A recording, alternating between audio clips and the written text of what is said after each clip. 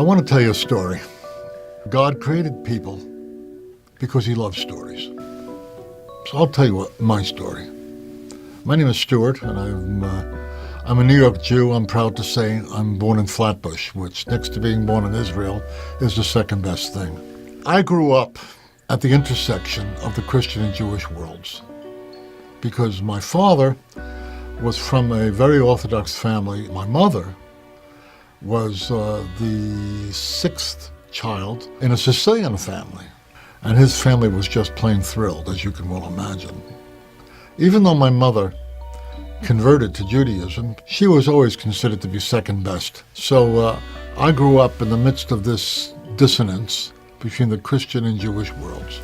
And my whole religious mentality at that time was, when we all drop dead, we'll find out who was right. My first career was in music, and I went to a place called Manhattan School of Music. And one day a friend of mine invited me to a discussion group. She said, look, it's about the New Testament. I know you're Jewish, but you might have some interesting opinions. When I cracked open the New Testament, I kept on bumping into Passover, which was rather surprising. I did not expect to find anything Jewish in this book, but I did. I assumed that it was one of those books that I saw nuns reading on the subway, something written in Latin.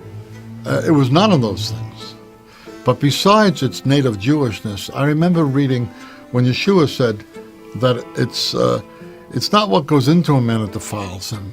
It's what comes out of a man's heart that defiles him. Because out of the heart come fornication, thefts, murder, wickedness, etc., etc. These come from within, and they defile a man. And I remember when I read that, it made so much sense to me that the problem of evil in the world is not out there in the air, in the ozone, in the system. The problem of evil comes from the heart of man. Eventually, in the course of my reading this book, Yeshua said this, I have come that you might have life and have it more abundantly. And that blew me away.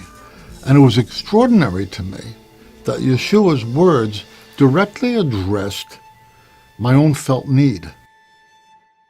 When you pop open the scriptures, you pop open our Torah, the Tanakh, the Jewish Bible, on every page you find people who are interacting with God in the context of a living relationship. What do I mean when I talk about having a relationship with God and relationship with God through Yeshua? What is this relationship stuff? And I've got to use a word that many people don't like to use, and that word is experience. That's what I mean by relationship.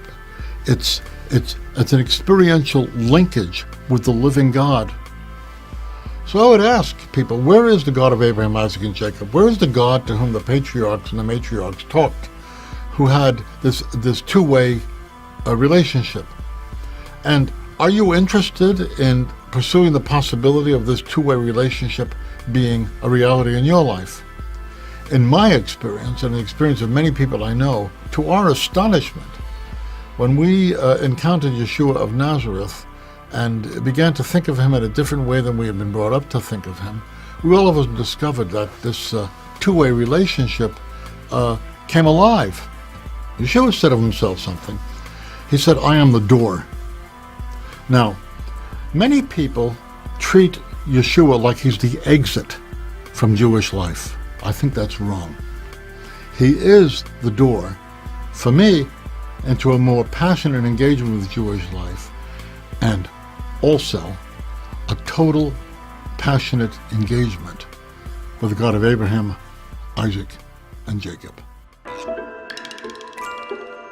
Don't imagine that people like me who come to believe in Yeshua, that somebody gave us some kind of a fancy-dancy presentation and explanation, and we signed on the dotted line because we were gullible and we were easy to persuade. That's not the way it goes. What's missing from that scenario is the element of encounter. Moses had his burning bush. Abraham had God saying, Lech lecha, leave the land of your birth and go to the land I will show you.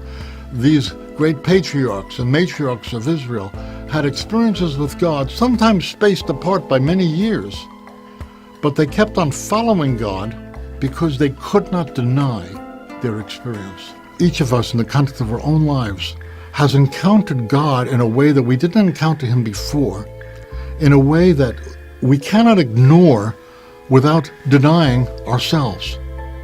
I'm talking about transformational experiences that move our lives forward. I'm not telling you to make my experience your experience. I'm telling you that God will give you experiences of himself that are sufficient for your belief. I can't really explain it to you in a way that your experience can, but if you can come to the point where you can say, what if it is true? Then just maybe you will taste and see. But when the most remarkable person who ever lived says, I've come that you might have life and have it more abundantly, then you got to take a second look. I did, and I'm finding that that life is more abundant. It's life with a capital L, and it's very different from life without him. Trust me. Better yet, trust him, don't trust me. Taste and see.